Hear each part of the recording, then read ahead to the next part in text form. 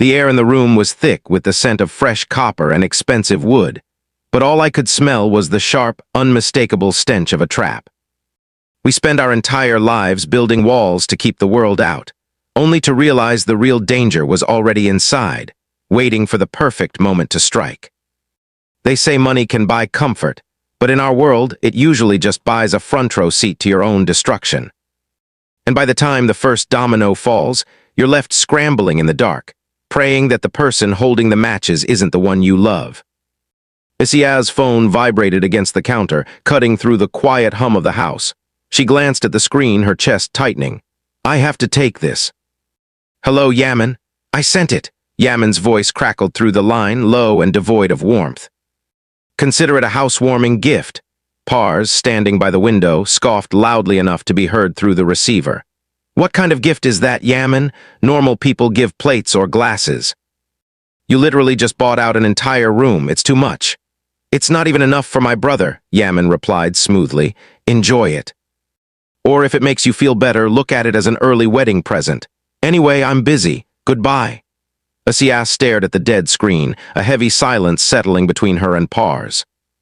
She looked over at Duru, who was furiously scribbling on a notepad at the dining table. What are you writing? Duru instinctively covered the paper with her hand. Nothing. Give it to me, Asia said, stepping closer. No, it's nothing. Don't worry about it. Duru snatched the paper back, but Asia was faster, pulling it from her grip. Asia's eyes scanned the messy lines. Rug, plates, dining table, sofa, but you crossed out the sofa and the TV. What is this, Duru? Duru sighed, her defenses crumbling. It's a requirement list, Asia, for Yaman. Duru, Yaman spent a small fortune on me, Duru argued, her voice rising with a mix of guilt and desperation. When my account was hacked, he paid back every single dollar my followers sent. Let me pay him back. Let me clear my debt. Suddenly, the front door swung open. Yaman walked in, his expression hardening the moment he saw the list. Don't pay it back. Don't you dare. Yaman, I'm perfectly fine living like this. Yaman snapped, his voice echoing off the bare walls. I don't want your money and I don't want your charity.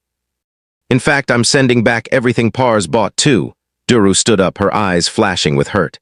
Yaman, what is wrong with you? You throw yourself into the fire to help everyone else, but the second someone tries to help you, you treat it like an insult. In the corner, Abbas sighed heavily, muttering under his breath. Here we go again. For God's sake, drop it, both of you. Calm down, guys, Sihan added, trying to step between them. Tell her to drop it, not me, Yaman countered, gesturing angrily at the empty space around him. Duru, I told you I'm fine. Why can't you just understand that? Because I don't understand how anyone could be happy like this, Duru cried out, tears welling in her eyes. You don't even have a decent place to sit. No rug, no curtains, no furniture. You have nothing. Yaman took a slow, menacing step forward, his voice dropping to a dangerous whisper. It's enough for me, okay? I don't care about the luxury, I just need a place to sleep. Why are you yelling at me? Because I am exhausted, Duru. I am sick and tired of you assuming everyone needs the same things you do. The luxury cars, the massive estates. You don't need a price tag on your life to be happy. Duru flinched as if struck. The room went entirely cold. Right, she said softly, her voice trembling. You're right, I can't understand. I'm just a spoiled girl from a different world. Come on, let's go. Duru, wait, Yaman muttered, the anger leaving him as quickly as it had come. No, it's fine, Yaman, I get it now, Duru said, walking toward the door without looking back. I'll stop suffocating you with my presence. I'll go back to my luxurious life, since that's the only kind of person I am to you anyway. I just wanted to say thank you. You don't need to thank me. Right, protecting me was just your job, wasn't it? Just a paycheck. She slammed the door behind her. Outside, Sihan followed her toward the driveway. Yaman lingered by the door, staring into the gravel. Yaman, talk to me, Sihan said, stopping by the car. What's really going on with you? Nothing. Don't lie to me, I can feel it. What's wrong? I said nothing, Sihan, drop it, Yaman roared, turning back into the house. Sihan watched him go, a grim expression on his face. Fine. But the truth always has a way of coming out. In the opulent main house of the Akibi estate, Asim handed a glass of water to his guest, clearing his throat nervously. I'm incredibly sorry about earlier, my wife. She's a little high-strung. I had to step out to calm her down. The older man took a sip of the water, dismissive. Asim, your family. I like you and I like your son. Honestly, if Gul ever comes to her senses, I'd love nothing more than for our families to be officially joined by marriage. But then again, it looks like your nephew Yaman is already making moves to connect himself to the Akibi bloodline. Asim blinked, completely caught off guard. What does that mean? Don't play dumb, the man chuckled darkly. Isn't Yaman your uncle's grandson? Yes, but do you actually know who he's sleeping with? Asim leaned in. I don't know anything. What are you talking about? I ran into him in custody recently. Some construction site brawl, he beat a man half to death. Still handles his problems with his fists, I see. But he's going to have to learn some restraint once he marries Leyla. Asim's heart stopped. Leyla? Keep it under wraps for now, but the engagement is already set. Though if you ask me, that girl is a piranha. I wouldn't even hire her as a maid in my house. Good luck to you. To me? Of course. When she becomes his wife, she'll be bringing all her malice right to your doorstep. If I were you, Asim, I'd be terrified. That girl ruins every life she touches. As the man walked away, Mine stepped out from behind the foyer pillar, her face pale. What did he just say to you? Did he threaten Gul again? Asim slowly turned to his wife, his voice hollow. Yaman and Leyla, they're getting married. Mine gasped, clutching her chest. What, Yaman and Leyla? That's impossible. Go make some coffee, Asim muttered, staring blankly ahead. We're going to need it. Meanwhile, Duru paced her bedroom, her mind spinning out of control. I'm going crazy. He is a self-centered, arrogant narcissist, her friend tried to soothe her. Admit it, Duru, you overreacted. You tried to force your lifestyle on him and he rejected it. You're confusing Yaman with the typical trust fund guys you usually hang out with. What is that supposed to mean? Duru countered defensively. If he accepts a few gifts, his precious pride gets hurt. He's unstable. He looked miserable, Duru, like he was carrying a massive weight. Duru stopped pacing, looking out the window. I think it's because of what happened between us. He doesn't love me. He doesn't want me. It's that simple.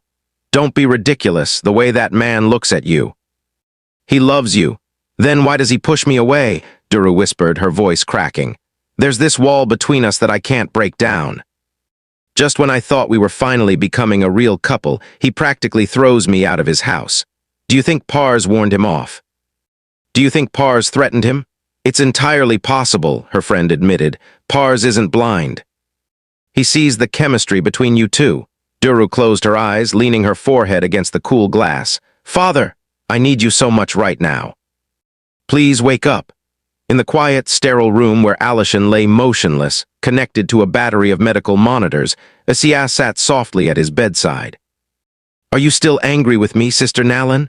Asiya asked quietly without looking up. Nalan stood by the doorway, her arms crossed, her expression guarded. I'm not angry, Asiya. Then let me stay with him for a moment. Talk to your father. He needs to hear your voice. What is there left to say? Nalan asked bittersweetly. He can hear you, Asiya insisted gently. The doctors say love and familiarity are the best medicine right now. Nalan looked down at her father's pale face. You're only doing this because you feel guilty, Asiya. You think you're the reason he's lying in this bed. You're running from reality. Acceptance is one thing, Nalan, but intention is another. I intend to see him walk again. I can't let myself hope anymore, Nalan whispered. The disappointment is killing me. Once Nalan left, Asiya pulled a small vial of oil from her bag. I brought you something special today, Father Alishan, she whispered, carefully arranging fresh orange blossoms on his nightstand. I got this orange oil from Adna. It's the same remedy Sarakiz used to heal her own family. I'm going to massage it into your hands and ankles to keep your circulation going. As she gently rubbed the oil into the old man's skin, the heavy wooden doors burst open. Selma walked in, her nose wrinkling instantly. What is that smell? Selma demanded, walking over to the bed. Asiya, what did you just put on my husband? It's an organic remedy from Adnam. Selma, it helps with... Are you insane? Selma hissed, snatching the vial from Asiya's hand. This is a counterfeit, untested chemical. Who gave this to you? A local healer, Adnan. Everyone back home uses it. It's completely safe. Dermatologically tested, approved by a board of doctors. Selma's voice rose to a dangerous pitch. Gul. Come in here right now. Gul stepped into the room, looking nervous. Gul, do you know this miracle doctor Adnan from your hometown? Selma asked sharply. Ghoul glanced at Asia, then quickly looked away. No, I've never heard of him.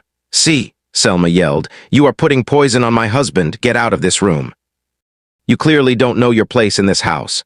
Excuse me? Asia stood her ground, her voice trembling but firm. This is a family matter. You are an outsider. Get out. Just then, Pars entered, his face darkening as he saw the confrontation. Selma, you have absolutely no right to speak to my wife like that. Your wife is putting unidentified sludge on your father. I knew about the cream, Selma, Pars lied smoothly, stepping in front of Asia to shield her. And let me remind you, this man is my father too. While you spend your days mourning him as if he's already dead, Asia is the only one bringing flowers and trying to heal him. I won't allow you to oppress her. Selma drew herself up, her eyes narrowing into slits. So you're taking full responsibility for her actions? Fine. But remember this, Pars, your father's heart didn't just fail out of nowhere. It failed because of the stress all of you brought into this house. She turned her venomous gaze back to Asia. You wanted a war, girl? You got one. If this cheap oil causes even a single rash on Alishan, not even Pars will be able to save you. I will personally throw you out into the street. Deep in the estate gardens, Leyla met Yaman under the shadow of the old oak tree. I spoke to my mother, Leyla said, her voice tight. She said a marriage between us is completely out of the question, just like we predicted. Then I'll leave the rest to my grandmother, Yaman replied, his face expressionless. She knows how to handle her. Leyla hesitated, looking at him closely. Pars came to see me earlier. He told me how much you supposedly love me. What exactly did you tell him? Yaman let out a dry, humorless laugh. I told him I was madly in love with you. I played the part so well that he actually believed it. And what about Duru? Leyla asked, her voice dropping. Have you spoken to her? No. And she'll never believe it. I made a mistake, Leyla muttered, pacing back and forth. I should never have shown you that list. It humiliated you, but Yaman. If we have to do this to save this family's reputation, we need to make it look real. She stopped right in front of him, looking up into his eyes. What if fate brought us together for a reason? What if I try to actually fall in love with you? Yaman didn't move. Try what, Leyla? Before he could answer, Leyla reached up, wrapping her arms around his neck and pulling him into a sudden, desperate kiss. A few yards away, hidden behind the greenhouse glass, Duru froze. Her breath caught in her throat, her entire world shattering into 1,000 jagged pieces. Yaman violently pushed Leyla away, his chest heaving. Leyla, stop it. Are you out of your mind? Did you feel anything? Leyla pressed, her eyes wide. My heart was racing. Didn't you feel a spark, Yaman? Never, Yaman growled, wiping his mouth. We are doing this to protect this family from Gurur's wife, not because we're in love. Don't ever touch me like that again. Why? Leyla cried, her pride wounded. Am I that ugly to you? Or are you secretly in love with someone else? That's enough, Yaman barked, turning on his heel and storming off, completely unaware that Duru was watching from the shadows. Tears streaming down her face. Back in the main house, the tension boiled over into outright chaos. Savash arrived unannounced, slamming a medical folder onto the dining table right in front of Nalan, Pars, and Selma. What is this, Savash? Nalan asked, her voice shaking as she stared at the official logo of the fertility clinic. It's the medical truth, Savash said, a cruel smile playing on his lips. I did a little digging after your husband claimed you had a hysterical pregnancy. Turns out, the lies in this house run deep. Levent, who had been trying to smooth things over with Nalan all morning, went completely pale. Savash, shut your mouth. You have no right to interfere in my marriage. Pars stepped forward, grabbing Levent by the collar. What did you do, Levent?